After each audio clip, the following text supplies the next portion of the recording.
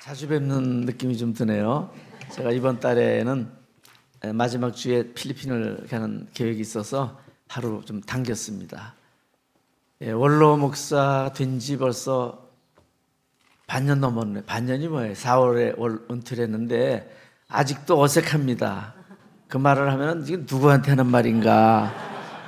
딴 사람이 누가 있나? 자꾸 그런 생각이 드는데 뭐 나이가 들었으니까 또 익숙해져야 되겠죠.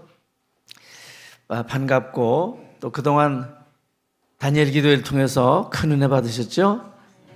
저도 큰 은혜를 받았습니다. 우리 믿음이 더 성숙해지는 그런 기회가 된 줄 믿고 또 부흥성회를 통해서 오래간만에 부흥회를 했는데 또 하나님의 놀라운 은혜를 우리가 받고 또 새로운 힘을 얻었으리라 생각을 합니다. 받은 은혜 잘 간직하시고 하나님 나라 위해서 또 열심히 충성하며 살아가는 성도들이 되기를 바랍니다. 옆에 계신 분들과 인사하실까요? 성령을 소멸하지 맙시다. 성령을 소멸하지 맙시다. 성령을 소멸하지 맙시다. 오늘 말씀의 제목은 불의한 청지기의 지혜, 이런 제목으로 말씀을 나누도록 하겠습니다. 연말이 되면 모든 회사들 또는 뭐 단체들, 뭐 우리 교회들도 마찬가지죠. 다 연말 결산을 합니다. 이제 올해도 얼마 남지 않아서 결산을 할 텐데 그 결산보다 더 중요한 결산이 있습니다. 그것은 하나님 앞에서 우리 누구나 다 하나님 앞에 가서 하는 결산입니다.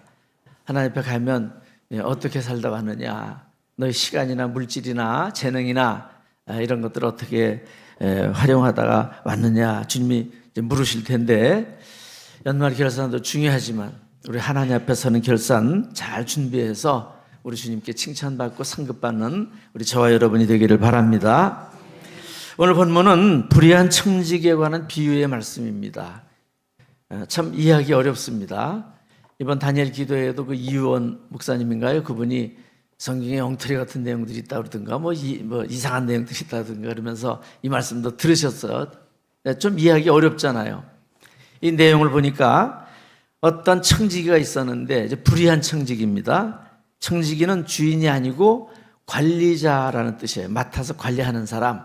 그래서 관리하는 그런 사람이 하나 있었는데 주인의 재산을 허비하고 있었습니다.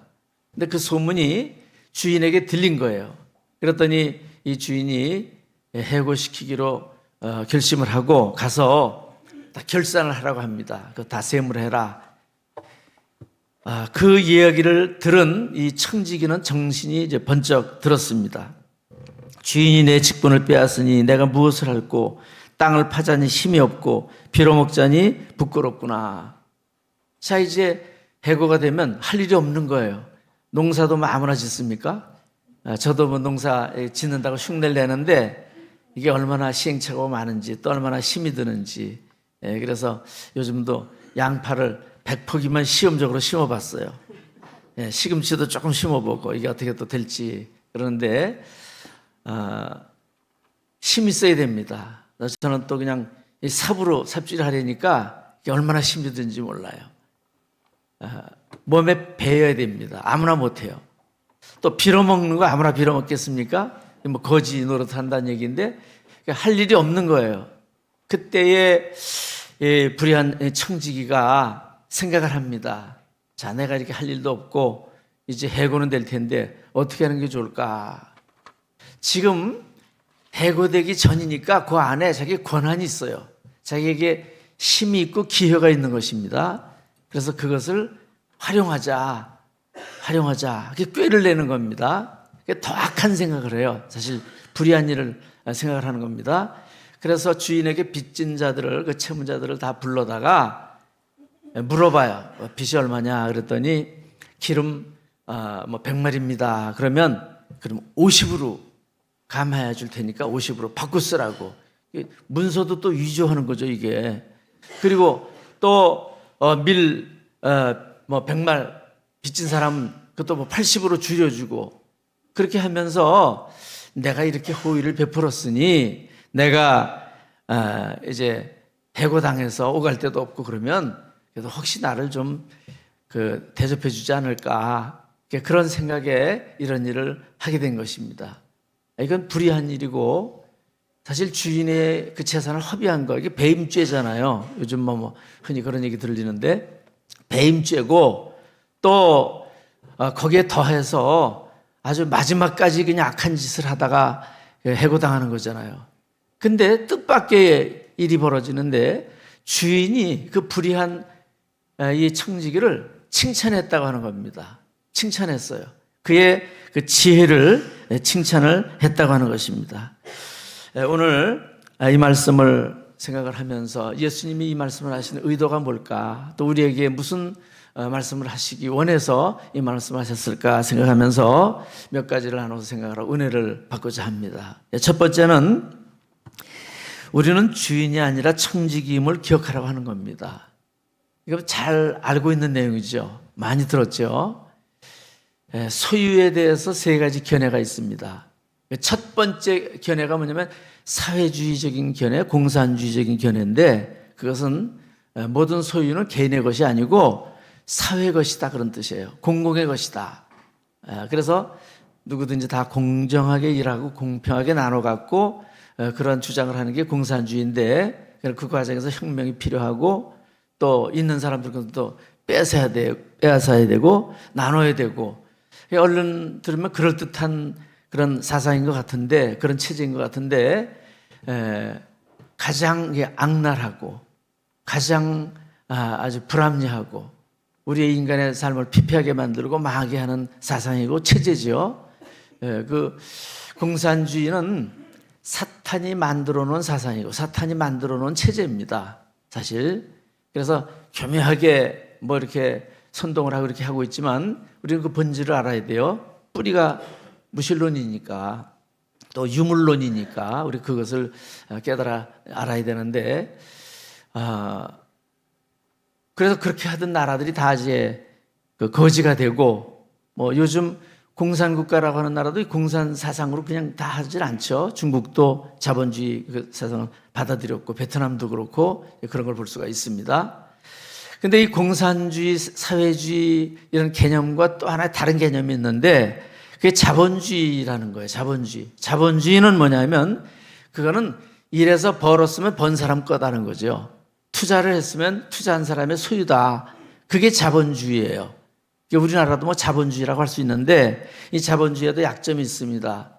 부익부 빈익빈이 돼요. 있는 사람은 더 갖게 되고 그 사람이 더 투자하고 자기 것을 늘리고 없는 사람은 자꾸 없어지고 그러니까 이제 국가가 좀 개입을 해서 통제를 하기도 합니다. 근데 이 두 체제가 다 완벽한 건 아니죠. 완벽한 건 아닙니다. 그러나 우리나라는 이제 시장 경제 체제, 민주주의 체제를 하나님의 은혜로 이렇게 갖게 됐고 또 지금까지 오게 됐는데 지금도 사실 보이지 않는 체제 전쟁이 있습니다. 위기예요, 위기. 그 우리나라가 해방됐을 때는 이승만이라고 하는 지도자를 통해서 또는 미국을 통해서 그냥 이 민주주의가 우리나라에 이식이 됐는데 앞으로 우리가 이걸 잘 지켜나가야 될 텐데 우리 기도 많이 하고 또 잘 지켜나가야 될 줄로 믿습니다. 근데 세 번째 견해가 있는데 그것은 성경적인 견해예요. 모든 것은 하나님의 것, 우리 것은 없다는 거죠. 하나님의 것이고 우리가 비록 사용한다고 할지라도 우리는 빌려 쓰는 거예요. 내 것이 아니고 그러다가 나중엔 다 반납을 해야 됩니다. 우리가 죽을 때는 우리 육체도 반납을 해야 되고 뭐 물질도 반납해야 되고 집도 그렇고 자녀도 그렇고 다 반납을 해야 되는 것. 이것이 바로 성경적인 관점이에요. 우리는 단지 관리자일 뿐입니다. 청지기일 뿐이에요. 우리 소유가 아닙니다. 주인이 따로 계신데 그분이 바로 하나님이시라는 거죠. 로마서 11장 36절에 보면 이는 만물이 주에게서 나오고 주로 말미암고 주에게로 돌아갑니다. 그에게 영광이 세세 있을지어다. 아멘. 우리 아름다운 교회는 아주 광속으로 이렇게 띄워주셔서 참 감사해요. 뭐 제가 원고 드리지도 않았는데 네. 또 다윗도 시편 24편 1절에 보면 땅과 거기 충만한 것과 세계와 그 중에 거하는 자가 다 여호와의 것이로다. 우리 사람도 다 하나님의 것이라는 거예요. 그런 고백을 한 걸 볼 수가 있습니다. 우리가 이런 아주 기본적이지만 가장 중요한 이 사실을 알고 깨닫고 살아야 올바르게 살 수가 있습니다. 이것이 잘못되어 버리면은 바로 살 수가 없어요. 잘못된 삶을, 인생을 살게 되는 것이죠. 오늘 본문에 나오는 이 불의한 이 청지기는 주인이 있다는 걸 잊고 사는 거예요. 주인이 오질 않으니까. 뭐 잊고 산 정도가 아니라 아예 자기가 주인인 것처럼 착각을 하면서 살았던 것입니다. 주인은 없고 자기가 주인이고, 근데 어느 날인가 주인이 연락을 해온 거예요. 그리고 다 결산을 해야 되겠다. 뭐 심지어는 그 해고해 시켜야 되겠다고 하는 그런 여기까지 이렇게 듣게 됩니다. 정신이 번쩍 들었죠. 그동안에는 이 주인은 있으나 마나한 존재예요. 그죠? 자기에게 아무 영향력이 없어요. 주인이 있다고 해서. 그래서 생각도 하지 않고 자기가 주인인 것처럼 행세하며 살았는데, 주인이 나타난 것입니다. 결산을 하라고 합니다. 이제 자기는 해고당할 거예요. 뭐 잘못하면 감옥에 갈지도 몰라요. 주인의 재산을 이렇게 합의했으니까 감옥에 갈 수도 있습니다. 그래서 정신이 번쩍 들었습니다. 근데 오늘 우리에게 해주시는 것도 동일한 말씀입니다. 우리가 하나님의 소유라고 얘기를 하는데 실상은 우리가 주인으로 살지 않느냐는 거죠. 하나님은 잊어버리고, 그래서 내가 주인이기 때문에 내 마음대로 사는 거예요. 내 마음대로. 뭐 시간도 내 마음대로 쓰잖아요. 돈도 내 마음대로 쓰잖아요. 자녀도 내 마음대로 또 교육한다 그러고 하잖아요. 뭐 우리가 하는 모든 것들, 내 힘도 내 마음대로 다 쓰고, 뭐 생각도 다 내 마음대로 하고, 판단도 내 마음대로, 결정도 내 마음대로 다 이렇게 하는데, 하나님을 잊어서는 안 된다 하는 것이죠. 우리의 진정한 주인 되시는 분은 하나님이신데, 그분의 의도와 뜻이 있는데 내 마음대로 이렇게 하면 결산의 날이 올 때 어떻게 할 거냐 하는 것입니다. 오늘 우리가 내가 주인이라고 하기 때문에 주인의 뜻에 맞지 않게 사는 게 많이 있고, 허비하는 게 많이 있고, 정말 가치 있게 바르게 살지 못하는 것이 많이 있는데, 우리 결산의 날이 오기 전에 우리 하나님 앞에서 우리의 위치, 우리의 신분, 이런 것을 깨닫고, 그리고 청지기 의식을 회복하는 우리 모두가 되어지기를 주의 이름으로 축원합니다. 이 두 번째는, 이 주인이 칭찬한 것은 그 불의한 청지기가 불의한 것, 부정직한 것, 이런 것을 칭찬한 게 아닙니다. 그 위기를 당했을 때, 나름대로 위기잖아요. 이제 해고당하니까. 위기를 당했을 때 미래를 준비한 것을, 지혜롭게 준비한 것을, 그것만 이제 칭찬한 것입니다. 누가복음 16장 8절 앞부분을 함께 합독하도록 하겠습니다. 같이 읽겠습니다. 주인이 이 옳지 않은 청지기가 이를 지혜롭게 하였으므로 칭찬하였으니. 아멘. 거기까지요. 주인이 이 옳지 않은 청지기가 이를 지혜롭게 하였으므로 칭찬하였으니. 우리가 오해하면 안 되죠, 이 말씀을. 예수님이 결코 그 청지기의 부정직한 것을 칭찬하는 것은 아닙니다. 뭐 이건 뭐 배임죄라고 그랬잖아요. 그런 걸 칭찬하는 거 아닙니다. 만약에 그렇다면 성경의 가르침과 이건 아주 배치가 돼요. 모순되는 말씀입니다. 성경에 있어서는 안 되는 그런 말씀이에요. 그런데도 성경 안에 들어있어요, 이 말씀이. 그러니까 거기에는 예수님의 다른 의도가 있는 것이죠. 우리가 그 말씀을 바로 해석을 해야 된다고 하는 겁니다. 우리 예수님의 가르침은 그게 부정직한 것, 뭐 배임죄 짓는 것, 이런 것을 칭찬하는 것이 아니라, 그 악한 것이 아니라 이 해고라고 하는 절체절명의 위기 앞에서 좌절하고 주저하는 것이 아니라 자기한테 남아있는 권한이 있어요. 권한. 그 힘이 있는 걸 가지고 미래를 대비했다고 하는 것, 이제 그것만 가지고, 그것만을 칭찬하신 것입니다. 지혜롭다고 칭찬하신 것입니다. 그래서 이 비유를 우리에게 들려주신 것입니다. 이 청지기에는 분명히 이제 해고가 눈앞에 닥쳐왔고, 또 주인은 이제 결산을 하라고 하면은 그 펑크나게 많이 드러나겠죠. 부정직했다는 것, 허비한 것 다 이제 드러나게 생겼습니다. 그럼에도 불구하고 자, 지금 남은 기간 동안에 내 남은 권한으로 할 수 있는 게 뭘까 생각을 하다 꾀를 낸 거예요. 그래서 빚진 사람들을 불러 모았습니다. 그래서 얼마나 빚졌느냐 그랬더니 기름 100마를 줬대요. 그러면 여기서 50이라고 고쳐라. 그 자기가 거기다 50이라고 고쳐주고 사인을 다 해주고, 또 100마를 또 빚진 사람한테는 또 80이라고 고쳐주고, 이거 더 큰 죄를 짓는 거잖아요. 더 큰 잘못을 저지르는 겁니다. 그런데 그렇게 한 의도는 내가 이렇게 호의를 베풀어 주면 나중에 내가 어렵게 될 때 외면하지는 못하겠지. 나한테 혜택을 받았으니 뭐 외면하지는 못하겠지. 그런 생각으로 자기 살 길을 이제 준비하는 것입니다. 그래서 그것만큼은 자기의 미래를 준비하는 이 악한 부정직한 그 청지기의 그 지혜만큼은 인정할 수밖에 없었어요. 그걸 인정해 준 것이고 그걸 지혜롭다고 칭찬해 주신 것입니다. 그거는 잘했다 하는 것이죠. 자, 우리에게 지금 기회가 있습니다. 고난도 있습니다. 할 수 있는 게 있어요. 여러분들 시간 마음대로 할 수 있잖아요. 뭐 돈이 우리에게 수입이 얼마 있으면 또 그것도 우리 마음대로 할 수 있잖아요. 우리가 할 수 있는 거 많이 있습니다. 여러 가지. 자기 재능도 자기 마음대로 활용할 수가 있는 것이고, 우리가 할 수 있을 때, 기회 있을 때 그걸 잘 하라는 것입니다. 어떻게 잘해야 돼요? 주인의 뜻에 합당하게 우리의 미래를 위해서 준비하는 그런 자세로 활용하라고 하는 것입니다.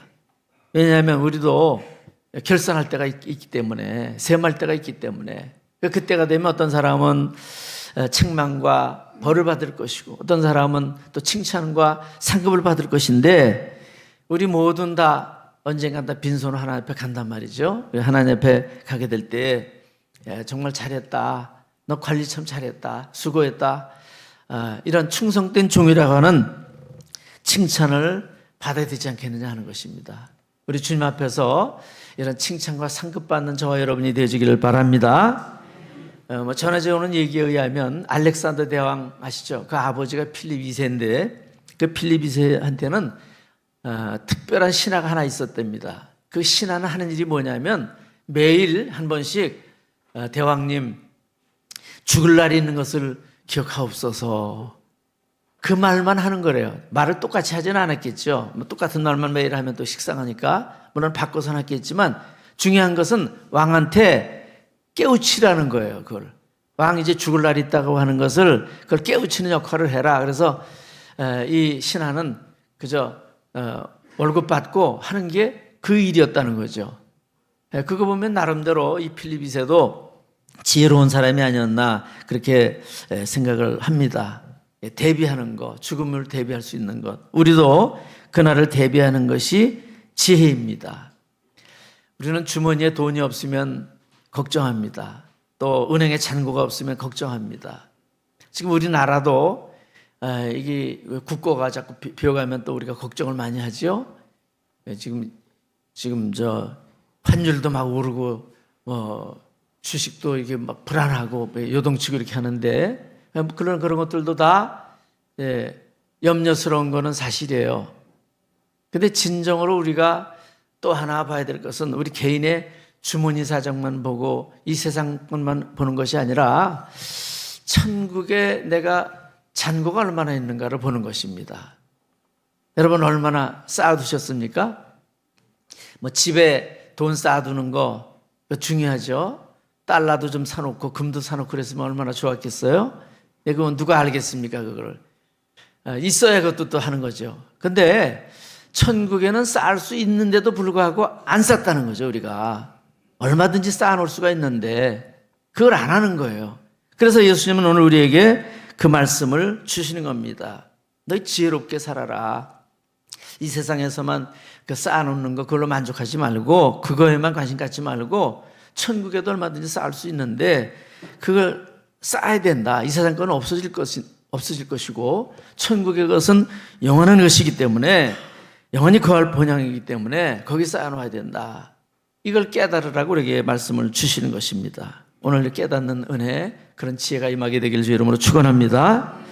우리 세 번째는 이 빛의 아들들을 향해서 주시는 말씀입니다. 이것이 16장 8절 아까 봉독한 합독한 후 뒤에 말씀을 우리 함께 합독하도록 하겠습니다.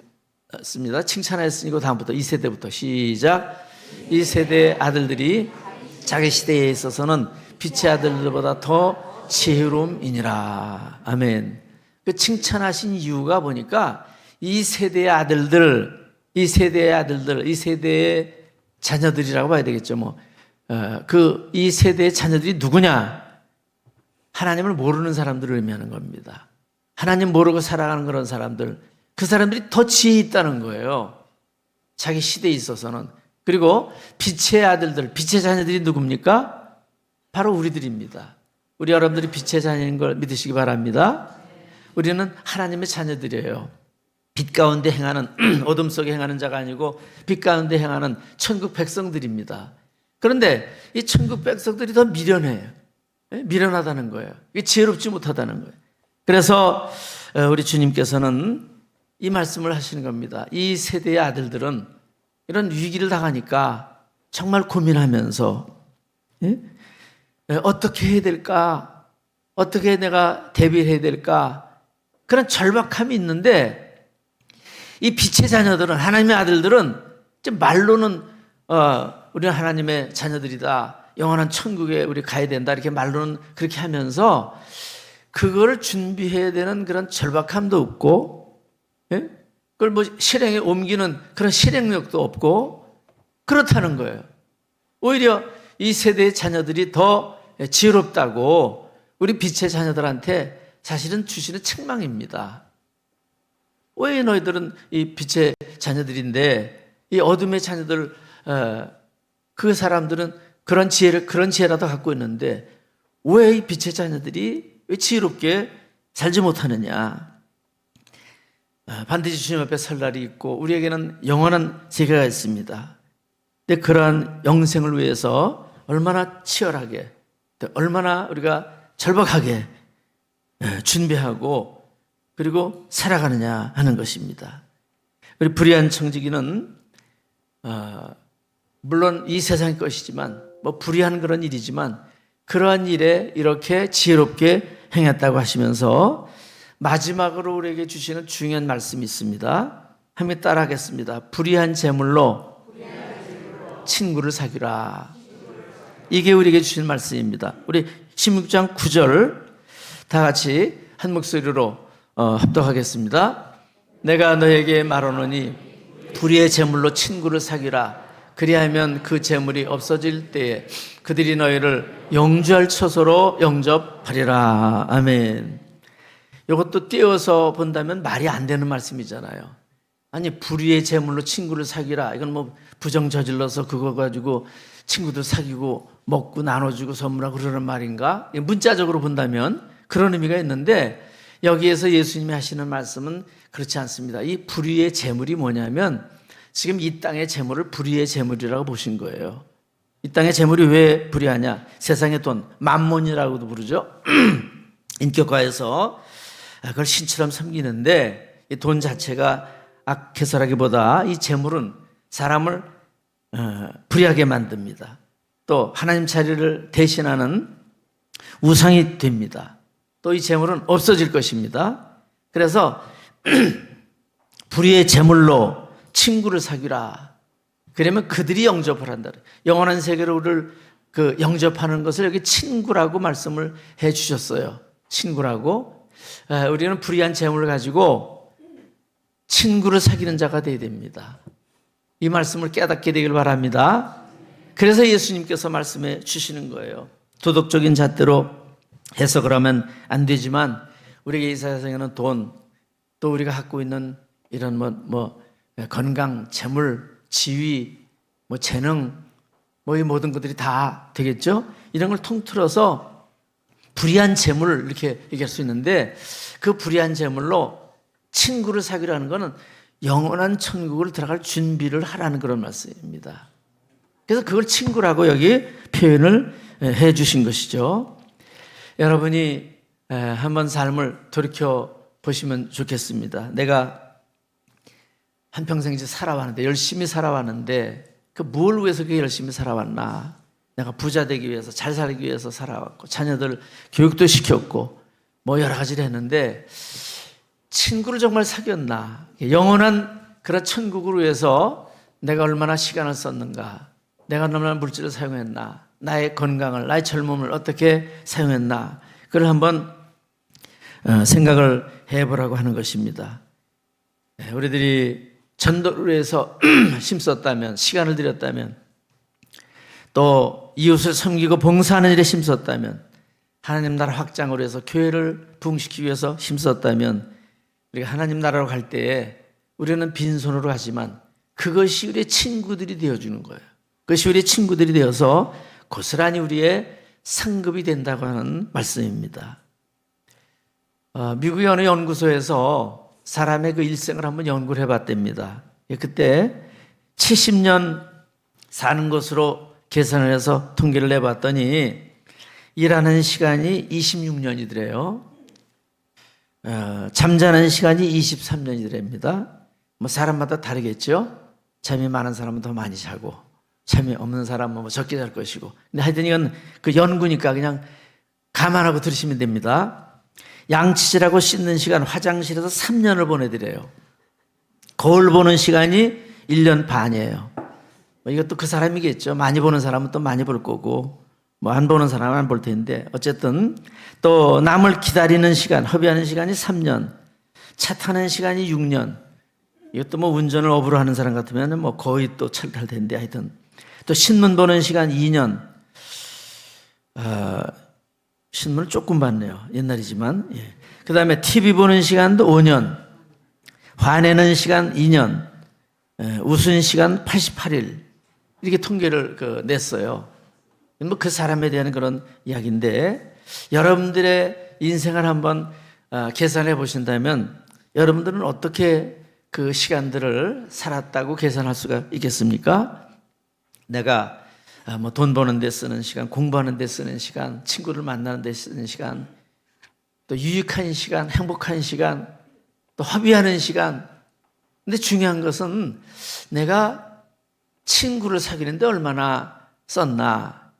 요즘 뭐 재테크에 우테크라는 말도 있어요. 재테크는 재산 불리는 그런 거고, 우테크는 친구를 사귀라는 말이더라고요. 친구들 잘 사귀어야 된다.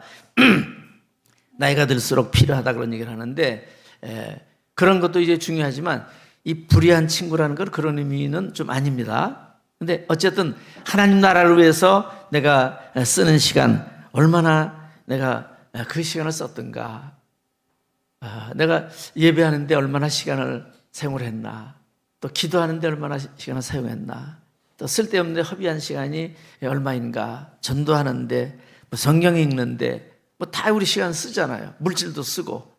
그걸 어떻게 지혜롭게 쓰느냐 하는 것입니다. 기회 있을 때, 나에게 권한이 있을 때, 내가 할 수 있을 때 지혜롭게 행동하는 성도 여러분 되기를 주의 이름으로 축원합니다. 젊었을 때 주의 일도 하는 겁니다. 뭐 나중에 하겠다고 하는데 늙으면 못해요.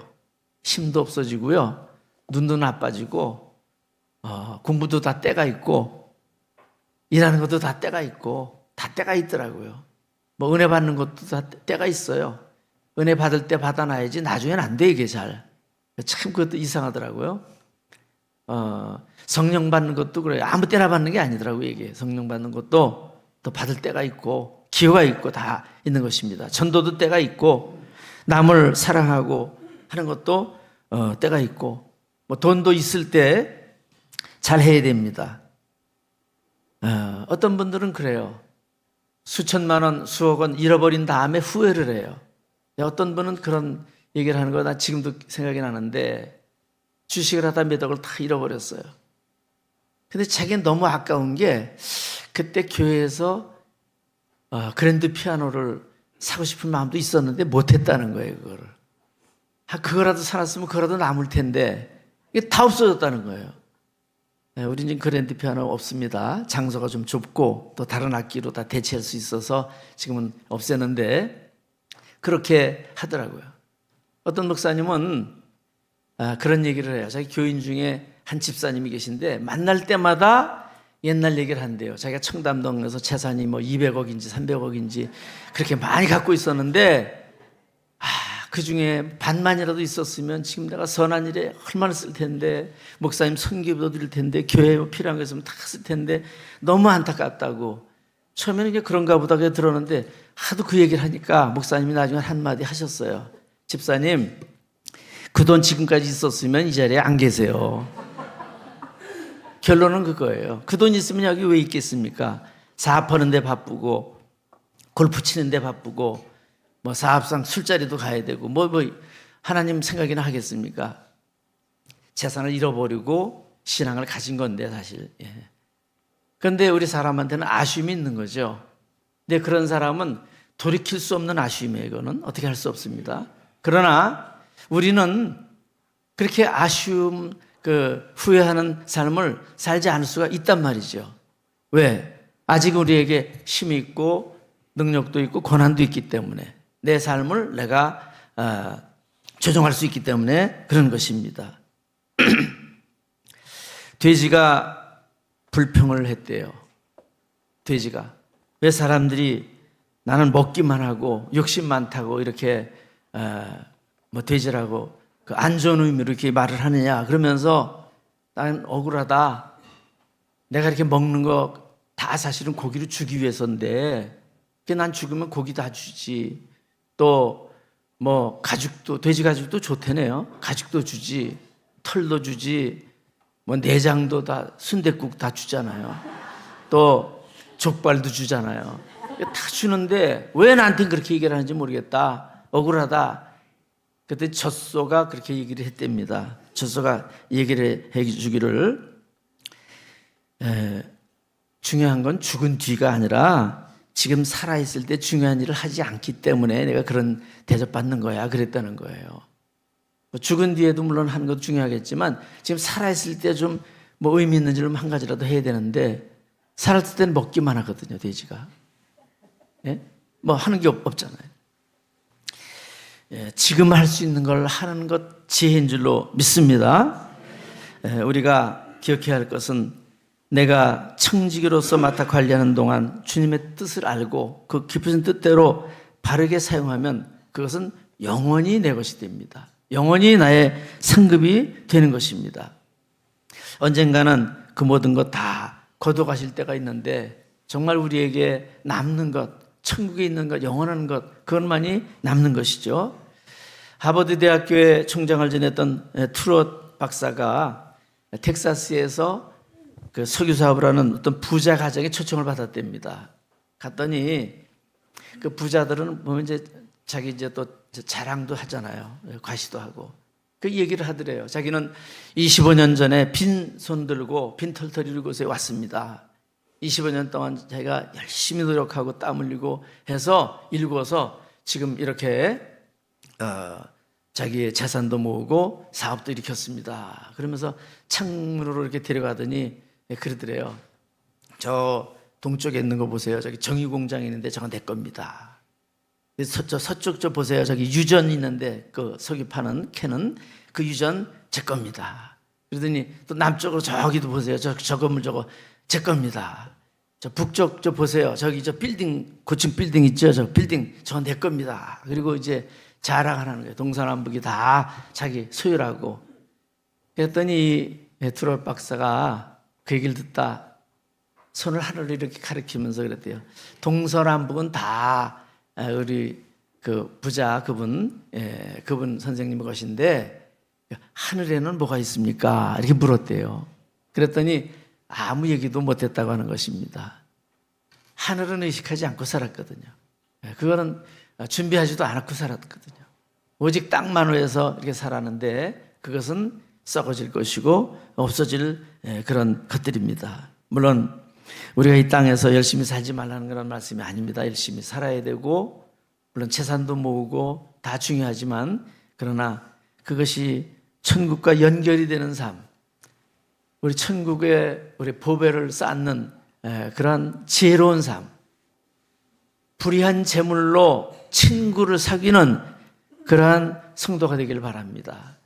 우리 하나님께서 우리에게 남은 권한 주셨는데 늘 기도하면서 매일매일의 삶을 또 우리에게 우리가 한 달에 뭐 수입이 생기면 그 수입도 우리에게 있는 건강도 또 우리에게 있는 재능도 우리 주님을 위해서 내가 영원한 삶을 위해서 친구를 사귄다는 게 어떻게 해야 될까 이걸 고민하면서 그렇게 살아가시는 우리 성도 여러분 되시기를 주님의 이름으로 축원합니다.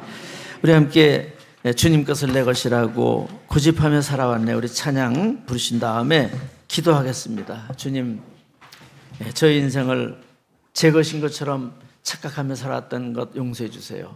하나님을 의식하지 못하고 살아왔던 거 용서해 주세요. 내 마음대로 썼던 것, 허비한 거 용서해 주세요. 앞으로 남은 생에는 인생 허비하지 않고 주님 나라 위해서 이 불의한 재물로 친구를 사귀는 삶을 살게 해주세요. 불의한 재물로 친구를 사귀는 일이 어떤 것인지 그때그때 깨닫게 해주시고 가르쳐 주세요.